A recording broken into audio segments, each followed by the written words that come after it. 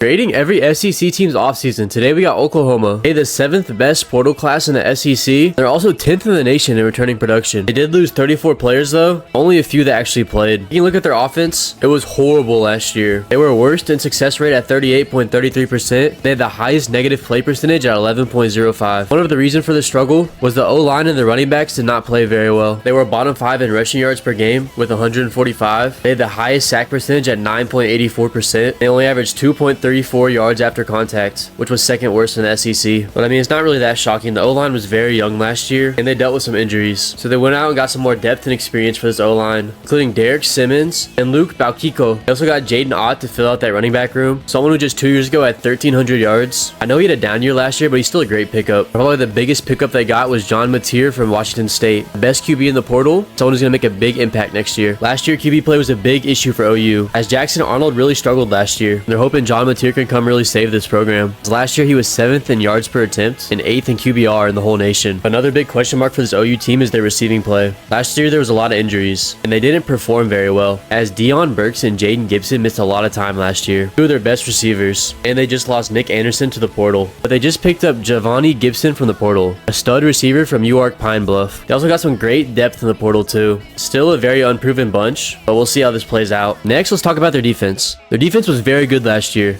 as they were 3rd in defensive success rate at 62.59% and 5th in opponent yards per game at 345, mostly because of the front 7. It was one of the best units in the country. They were 2nd in tackle for loss percentage, 5th in pressure rate, 1st in opponent yards after contact, and 1st in opponent's average yards to gain. Luckily for them, they were able to keep this whole linebacking and D-line core together, as almost all the starters are returning, and they added some great players in the portal for depth, such as Kendall Daniels, Marvin Jones Jr., and Ricky Lohilo. They're hoping to keep the same production as last year and be one of the best units in the country. Last year, the secondary had a lot of injuries, and they didn't perform to the OU standard. They were the 6th worst in opponent yards per pass. They were the worst in turnover-worthy play percentage and 4th worst in big pass rate. But that was a lot due to the injuries and inexperience of their guys. They were very young last year, but still, I wish they would have got some more depth in the portal, because they didn't bring any DBs in. But overall, they had a pretty solid offseason. They were able to keep the front 7 together, but now got the best QB in the portal, filled holes in the running back room, and got some O-line depth. But there still is a lot of question marks with the receiving room. They didn't add any depth in the secondary, and the recruiting class isn't up to that OU standard. This is their worst one since 2016. It's not bad by any means, but for a powerhouse like OU, you want it to be a little bit better. But overall, I'm gonna give them a B. I was thinking a B-, but the addition of John Mateer really bumps it up for me. But that's all I got. Let me know what y'all think, and comment what team I should do next.